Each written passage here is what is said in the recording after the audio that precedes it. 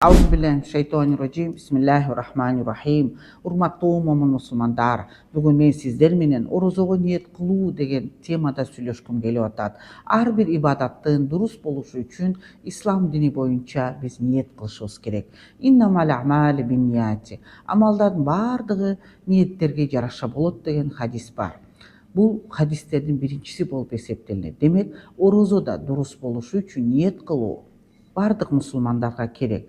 Ошондуктан парз орозо болсун, нафил орозо болсун, каза орозо болсун, ниетсиз дурус болбойт. Эч бир ниетсиз эле күнү бою жебестен, ичпестен жүрө берүү орозо деп айтпайбыз. Албетте ниет сөзсүз эле тил менен айтсын деген маселе жок. Тил менен айтуу зарыл эмес, бирок ниет кылышыбыз керек.